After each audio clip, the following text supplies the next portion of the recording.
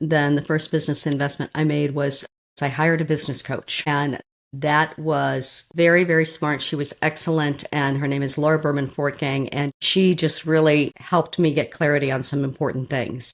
Welcome to Career Coaching Secrets, the podcast where we talk with successful career coaches on how they built their success and the hard lessons they learned along the way. My name is Davis Nguyen, and I'm the founder of Purple Circle, where we help career coaches scale their business to $100,000 years, $100,000 months, and even $100,000 weeks. Before Purple Circle, I've grown several 7- and 8-figure career coaching businesses myself, and have been a consultant at 2 career coaching businesses that are doing over $100 million each. Whether you're an established coach or building your practice for the first time, you'll discover the secrets to elevating your coaching business. Welcome to Career Coaching Secrets Podcast. I'm Kevin, and today we are joined by Tess Fyalka. She's been a coach for the last 11 years. She is the founder of Angle Coach and Communication.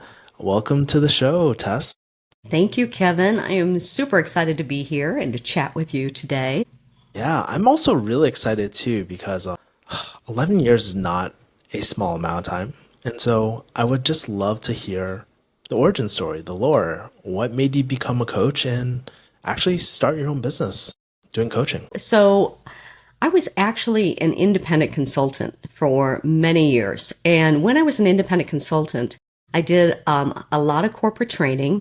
And I spent 13 years before I became a coach.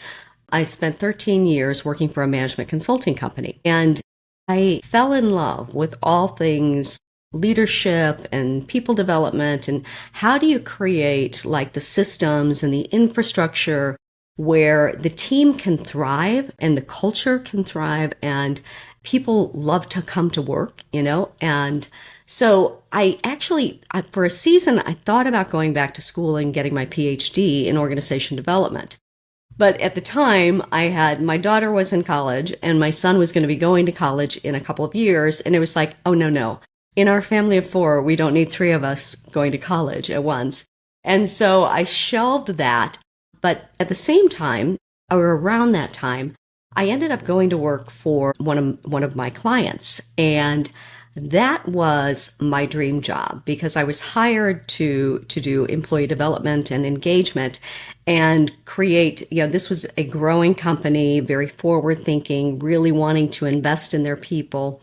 And so I came in to create the infrastructure around that, the recruiting and hiring and onboarding and training and leadership development and organizational development and creating the systems and the processes and the infrastructure. And that is just, that for me is where the magic happened. And so I did that actually. And while I was there it was actually, I went to work there in 2014 and kind of put my own business on ice for a little bit.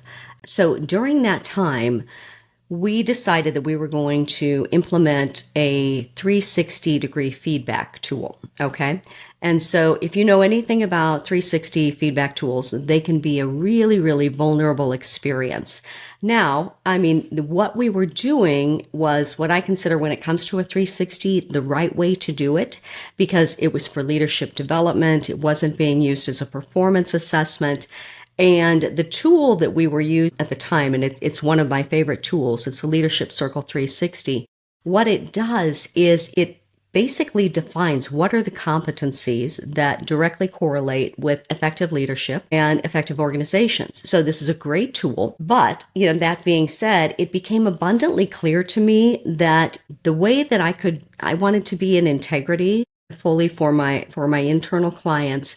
And I knew that this was going to be such a vulnerable experience for them. This isn't about just coaching to goals. When you do a 360, really gives you a full picture of how you are showing up as a professional. And I felt very strongly that I needed to invest in becoming a certified coach. And so I began the process, as I began to implement this in the organization, I began the process of going through certification through the Coactive Training Institute. And so that was a pivotal moment. And that was like, oh my gosh, I found my love language, if you will. I love coaching and this opportunity to really help leaders and emerging leaders step into what they're truly capable of.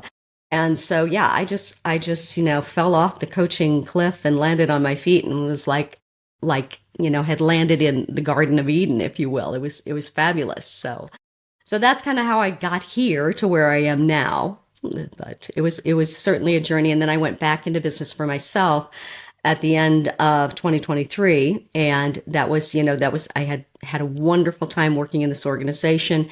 And, like all things, there comes a point when it's like, okay, I've done what I came here to do. And I was really ready to see if I could have an impact in other organizations and with other leaders. Man, there's just so much to unpack here. One of the things I was very, very curious about is you're saying that 360 feedback can be a very vulnerable experience. And so I'm kind of curious, like, what are the patterns you kind of notice about that experience? Like, what are people kind of going through during that experience when they're getting feedback about how they're showing up? Well, the first thing is that we want and we expect that people will judge us by our good intentions. And we know sort of what our Achilles heels are. We know them intuitively, but we really hope that nobody else sees them. And, for leaders, they fail out loud, right? Because everyone is watching them. So even though this is a completely confidential tool and the only people who see the results are the coach and the employee, still when you are reading the comments, it just feels like, wow, gosh,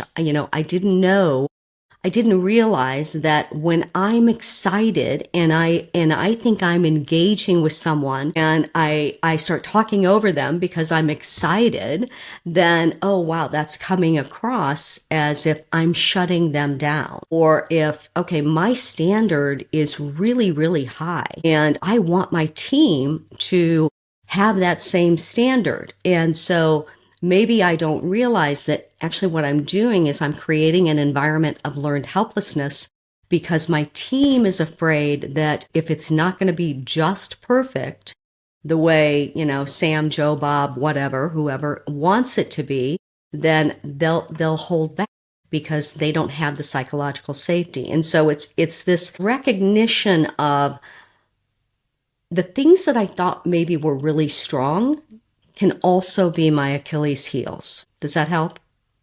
Yeah, it does help. And it kind of paints me the picture of how you develop your coaching practice because I think you said you help leaders step into what they're capable of. And so, do you notice kind of like common themes or patterns of what these leaders are really struggling with over your last 11 years? So it depends. I do find that a lot of leaders, many leaders, actually really struggle to give feedback and they want to be liked and they want to get along with people and they want to be their friend.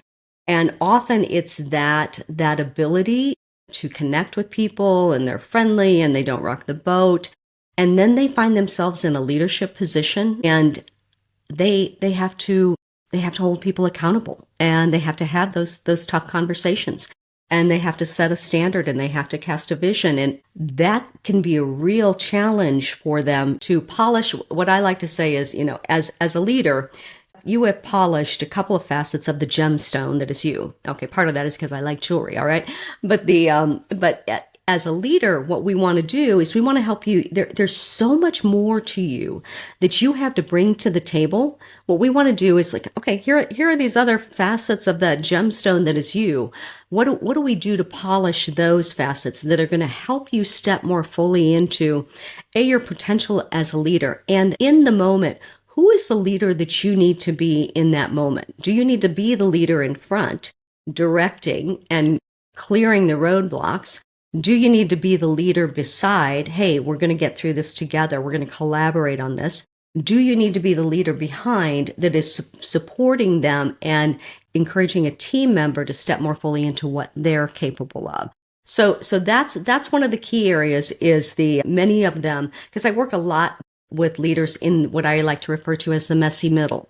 So these are folks who are the managers and the directors and the vice presidents and then the other end of the spectrum might be someone who is very, very directive or aloof, they may be the person who, when they were an individual contributor, you would never see them sweat. And so they were calm, they were the duck paddling on the waters, and they were calm and steady. But when they're on a team, then when they're leading a team, then they may be that calm and steady, and never see them sweat can come across as being cold and aloof and distant. And so for them, it's about building the relationships. How do I build the relationships and connect with my team? And then the other one is someone who get it done. I mean, they were all about action. They got stuff done. They were your go-to person. It was like, if you wanted something done, Kevin was your go-to guy. And then Kevin is so used to being the go-to guy that then, Kevin may be very controlling and may struggle to delegate. And so those are the kinds of patterns that emerge when we do a 360. What are we seeing here in terms of controlling, perfectionist, aloof, cold, distant, or passive, and an inability to step forward and hold people accountable and rock the boat when the boat needs to be rocked? Yeah, I really liked how you broke down kind of like the new dynamics or the new game or the new skill set you have to go from independent contributor to a leader as well. So you painted that really, really well. Now I'm very curious, right? You obviously have a coaching business and these leaders are going through this transition. I guess let's talk about the marketing. How do people typically find you? What kind of marketing are you using for your business right now? Well, first of all, that's probably my greatest challenge. Most coaches and authors, we tend to be not very good at marketing. So, and I would be the first to raise my hand that I'm not very good at marketing. But where people find me typically is word of mouth. 99% of my business comes through referrals. And because I'm a corporate trainer as well, I may come into an organization and be training their team, and then I have a Leadership Accelerator program where I combine the training and the coaching. And so that is a way in which they find me. So LinkedIn is another one. And that is the only social media that I am on. And then the third that I actually just got a call from someone, I was on the phone with them yesterday, and this was a surprise. ChatGPT referred me. What? Yes, I know. It was crazy. It was like they were looking for someone, who does this and that. And yeah, my name came up on ChatGPT. So I thought that was hilarious. It's kind of fascinating about the whole AI thing because in the past, everybody used to do like SEO and stuff like that. But like when AI recommends you, like especially during this time, oh my God, that's insane. Have you gotten a lot of those inquiries? Like people are like, how did you find out about me? And they say ChatGPT. No, that was the first one yesterday. It was like, holy smokes. Okay. I don't know. Does this mean I've arrived? So. This is interesting. Yeah. I would love to know like if you get more of those inquiries and stuff. Yes. And so I guess one of the things is, so people are finding out about you. You're getting a lot of referrals. Let's kind of talk about the business end for a second. Like, when you're actually doing the transformations, what kind of coaching modalities do you have you gravitated to? I know some people do like one-on-one coaching. Some people do group coaching. Some people do organizational trainings and all that. Yeah. What are kind of your main like modalities that you use? So my immediate answer is yes. So yes, I do one-on-one coaching. My favorite though is working with teams. And I love to work with teams. I think that's super powerful, particularly in an organization where you can really have high impact. And when the team can function really effectively as a team, I mean, it's so powerful. The results that they can deliver increase exponentially. So the thing is with organizations, oftentimes what happens with teams, and I'm sure you know this from all of the coaches and whatnot that you talk to in your own experience, organizations will put people together, on a project or whatever, and, it'll be like, okay, you're going to be on this team now.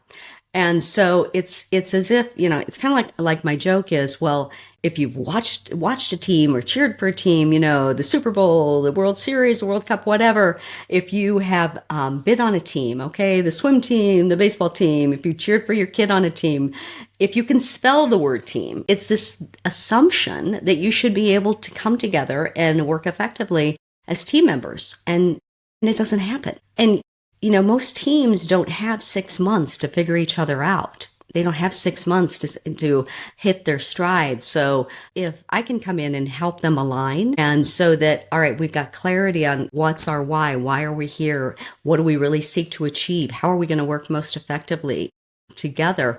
And what does that look like, beyond the Tuckman model, beyond the, forming, storming, norming, and performing, but into most teams, they want, a few core things. They want communication, they want trust, they want accountability, they want respect.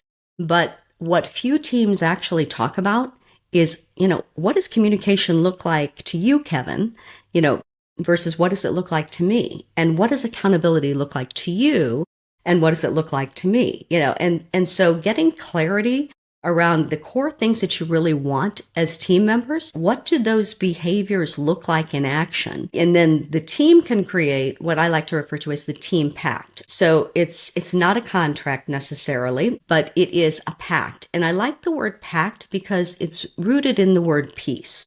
And what do we want? We want peace on the team. We want peace on the team so that the team can be most effective in working together and delivering on what it is they and the organization need from each other and what the organization needs from them. So team coaching and one-on-one coaching, and then I have a next generation leadership accelerator program where I combine training, group coaching, and individual coaching. So it's almost like a hybrid model. Yes. Okay. You said something really interesting. I wrote it down. I loved how you touched upon the relational dynamics between the teams and all that. I feel like sometimes that gets like glossed over, but it was really interesting how you're talking about like, oh yeah, what does communication look like for you? What does communication look like for me? Like, it's just really, really interesting. The work that you do sounds like it's pretty intimate. It sounds like it's a lot of work. There's a lot of moving parts to it. So I'm so curious, what are your thoughts about your current client capacity? How do you manage it all?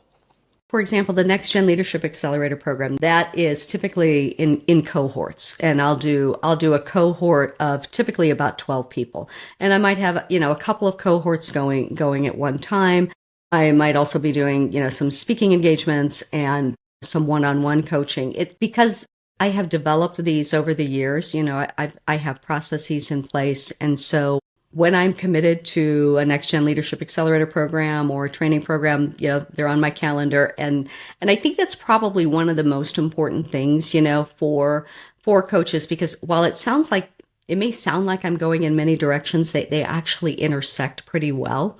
And I think the important thing is, that getting real clarity around, what's your zone of genius, if you will? Where's the place where you can have the greatest impact, and really zeroing in there. And, I really, really try to stay in that lane. I also love to be busy, Yeah. Oh man. Do you also have a team as well? Or are you doing everything by yourself? I'm a solopreneur, except for example, I have some folks that I'll subcontract work out to, because sometimes in the work I do, we'll discover that, the organization may need, especially if it's a smaller business, they may need some help with some of their HR systems. And I don't do that. And so I'll refer it out to, one of the HR professionals that I work with, and my website, that's all done by somebody else. And so those things, it's like, I know my lane. And, that's why I said earlier in the conversation about, marketing's not my thing. And I know that's something that I need to strengthen that. So I need to find the right people to help me with that. I'm also really curious about this because it sounds like you have a few different offers. And a lot of coaches listening to this, sometimes what I've noticed is that they struggle with pricing and pricing strategy. So I'd love to talk about pricing strategy if you're open to it. Obviously, you don't have to give any hard numbers. But what makes your industry very interesting is value is sometimes, like in general, value is kind of like the communication analogy. It can be very subjective. What is valuable to you might be very different about like for what's valuable for me. And we take something like leadership, for example. I think we all intrinsically feel that it is valuable, but how do you assign value to this? So when you're structuring your offers, what are your thoughts about how do you go about pricing it? What are your thoughts about it? Well, there are a couple of things. First, on the very tactical, the individual coaching, that's a package. There's so many sessions in that package. I may be using some assessment tools in that. And then, that's very well defined. And then if I work with an organization, then, okay, is this a not-for-profit organization, or is this a for-profit organization? And ultimately, what do they want to achieve on the other side of this? How are they going to be measuring success? Are they going to be measuring success by their teams are functioning? They're more effective. There's less drama. The leader is sleeping at night, that they're not being brought problems about the team not functioning effectively together. What about turnover? That's the other thing too, are you seeing that this department is having a significant amount of turnover? Quite possibly, very likely a result of the culture and the leadership. And so looking at, what are those pain points that if we don't address leadership and how people are working most effectively together, the pain points are just going to continue. And how is that then holding the organization back? It's like, if you think about, okay, where do I want to take my organization? Where do I want to take my team, my department in the next 12 to 18 months? And how do we need to be working most effectively so that we can get from here to there? What needs to happen from a leadership standpoint, from a strategic standpoint, from a system standpoint? Does that help answer your question? It does. It does. Yeah. I mean, like, one thing that I'm really taking away is like kind of really taking the time to define what is value with the client, how they perceive value there too. And it's kind of funny, the way that you broke down the first package that you're talking about was very much like very consultant like, which is pretty interesting given your background as well. Mm-hmm. Yeah. Have you played around with different business models over the years too? So a trend that I see a lot of times is like a lot of coaches, they start off with like hourly and then they get like really burnt out and hate that model. And then they move to project.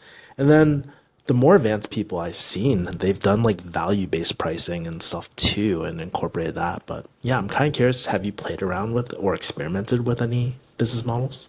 Or And Kevin, very much to your point, I think, that is such a learning curve for coaches. And, the hourly model is a horrible, horrible model.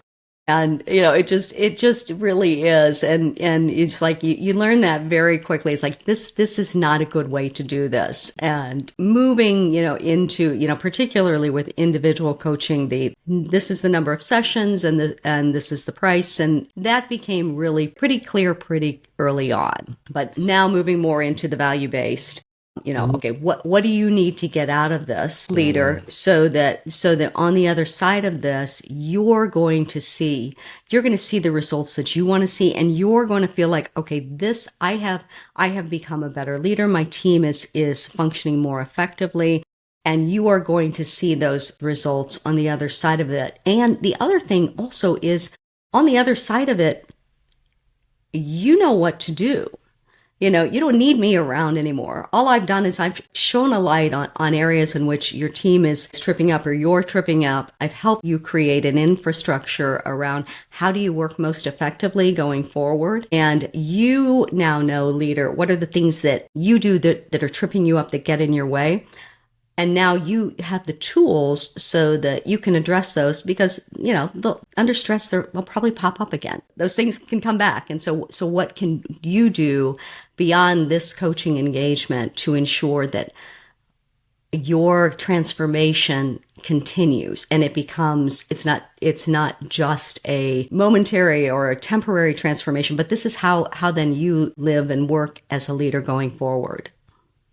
I love like kind of diving into how you think about things, because initially before, as we were talking about the business stuff, you're talking about how you love working with teams with high impact. And it just goes back to that conversation. What is value for these teams and all that? And it seems like you're pricing accordingly. Speaking about high impact, I do want to switch gears here. I want to talk about your future goals, because you've been, you said 11 years.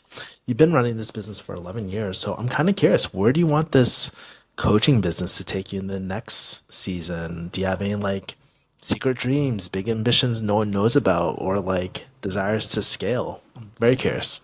Yeah. So I love what I do, and I want to continue doing what I do. I would like to have, a consistent number of cohorts in the Leadership Accelerator program.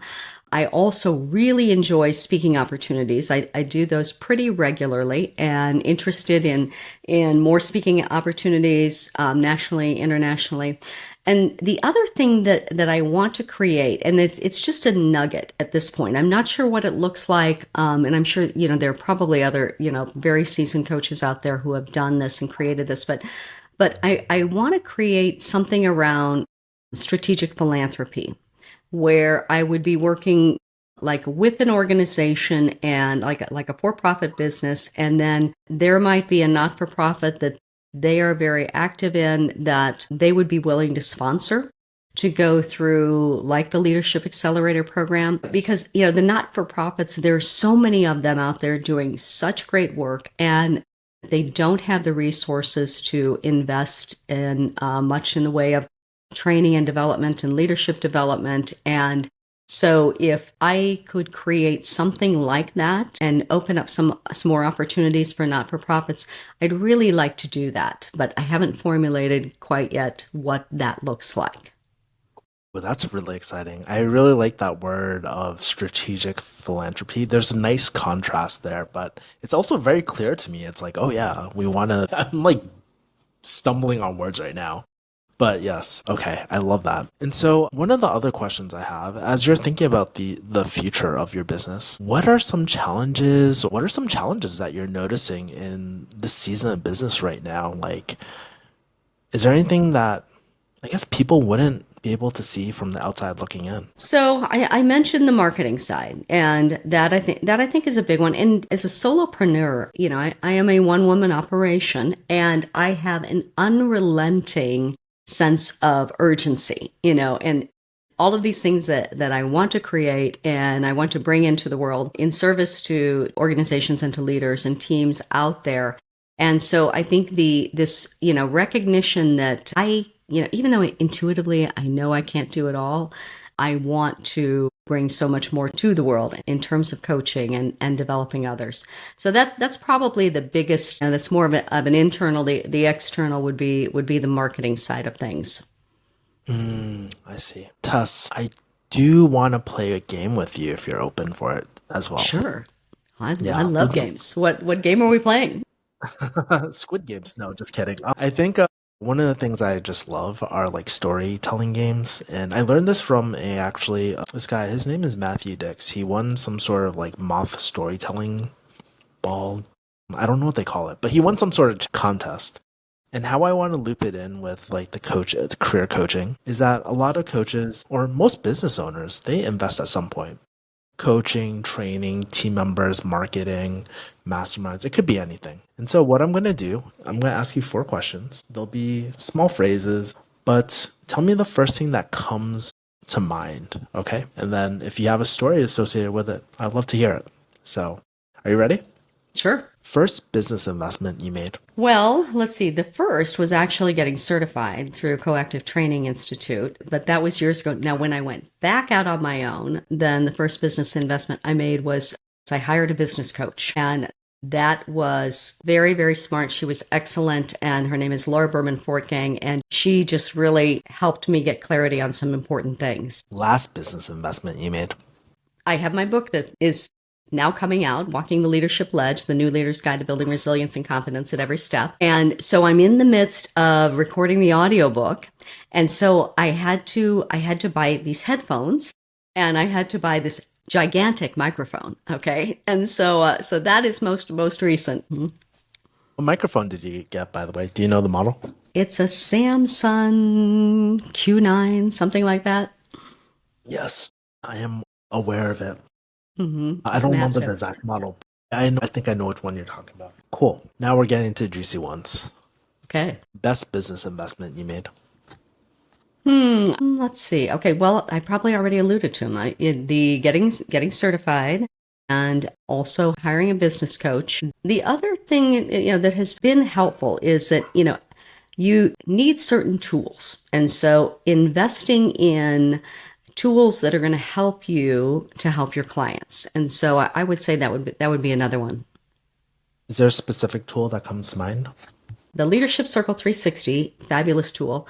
And then when I do training, one of the first things I like to start with, and it may seem pretty basic, but for so many folks, I use a tool called Taking Flight Disc. And with any of the psychometric tools, it can be, they all are really valuable. They all have something valuable, whether it's, Big Five or Strength Finders or Enneagram or any of those. What I found with the Taking Flight Disc model is that it really helps people to wrap their head around, what the different letters mean.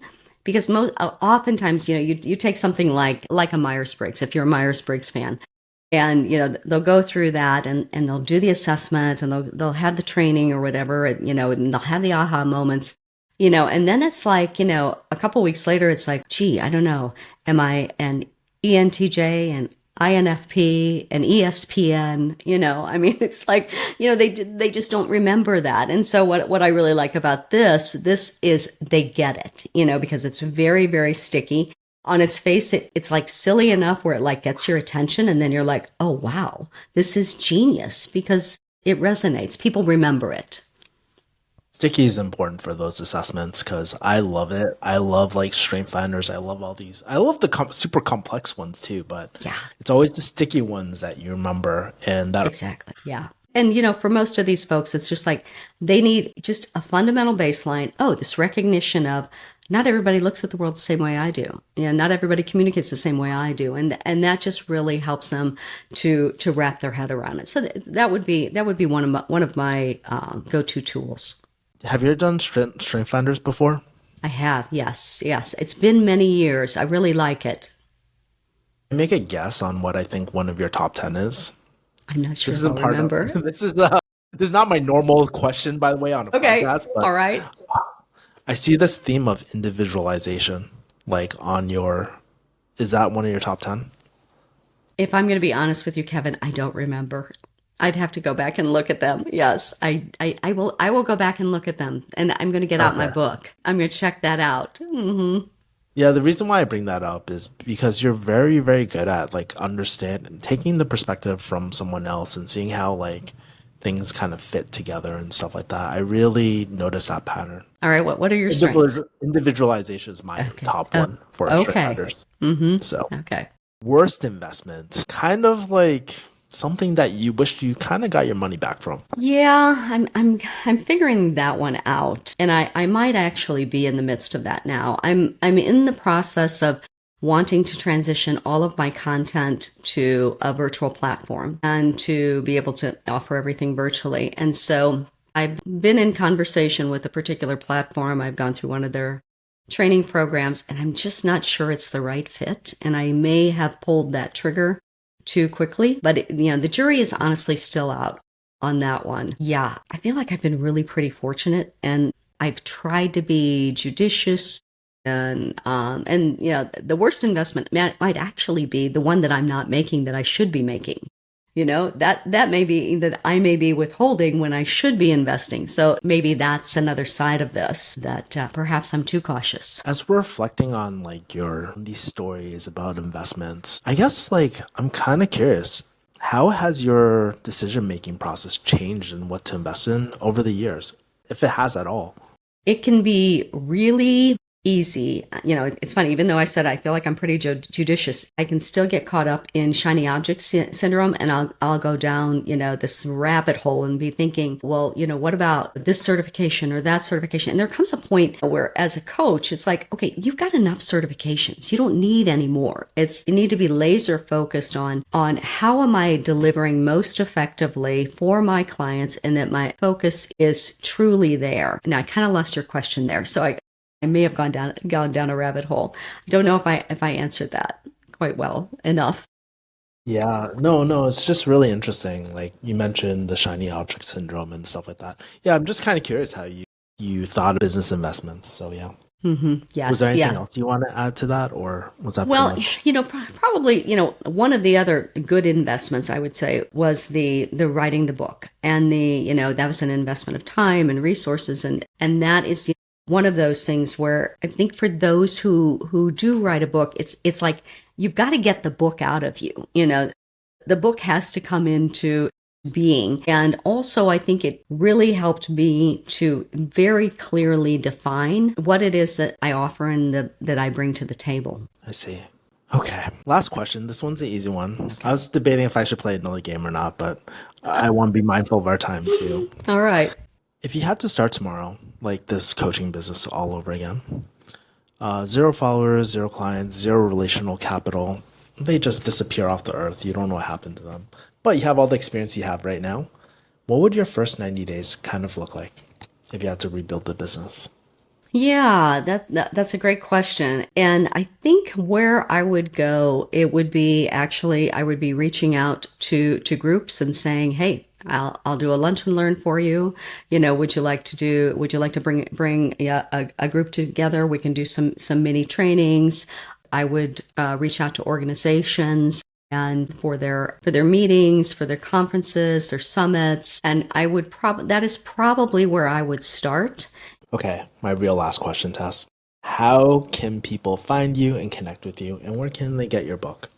Yes, so my book is on Amazon, and you can connect with me on LinkedIn. And then I have my book website, which is walkingtheleadershipledge.com, and then my business website, which is anglecoaching.com. And those are the 4 areas you can get a hold of me. Who do you believe should read your book, by the way?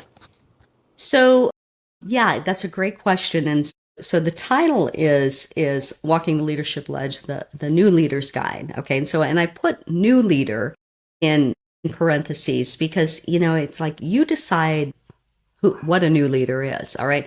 And a new leader, you're a new leader at multiple times in your career.